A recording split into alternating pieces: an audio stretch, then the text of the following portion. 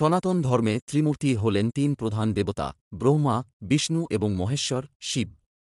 এই ত্রয়ীর মধ্যেই লুকিয়ে আছে সৃষ্টি, পালন ও ধ্বংসের চিরন্তন সত্য। তারা একত্রে সৃষ্টি করেন জীবনচক্রের পূর্ণতা। ব্রহ্মা হলেন সৃষ্টিকর্তা। তিনি এই বিশ্বজগতের জন্মদাতা, যাঁর চার মুখ থেকে উচ্চারিত হয় বেদের জ্ঞান। তাঁর বাহন হংস, প্রতীক জ্ঞান ও বিশুদ্ধতার। তিনি সৃষ্টি করেন সময়, প্রাণ, প্রকৃতি ও জ্ঞান। বিষ্ণু হলেন পালনকর্তা। তিনি জগতের ভার রক্ষা করেন, ধর্ম প্রতিষ্ঠা করেন এবং সময়ে সময়ে 10 অবতারে ধরাধামে অবতীর্ণ হন, রাম, কৃষ্ণ, নরসিংহ ইত্যাদি। তাঁর বাহন গরুড় এবং তাঁর হাতে থাকে শঙ্খ, চক্র, গদা ও পদ্ম। তিনি শান্তি, ধৈর্য ও করুণার মূর্তি। মহেশ্বর বা শিব হলেন ধ্বংসকারী ও পুনর্গঠনের দেবতা। তিনি বিনাশের মাধ্যমে পুনর্জন্মের পথ তৈরি করেন। তৃতীয় নয়নে লুকিয়ে আছে জ্ঞান ও আগুনের শক্তি।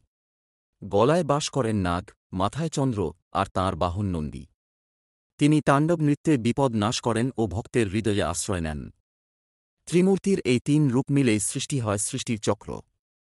সৃষ্টি, ব্রহ্মা, পালন, বিষ্ণু, বিনাশ, শিব, এটাই প্রকৃতির চিরন্তন নিয়ম।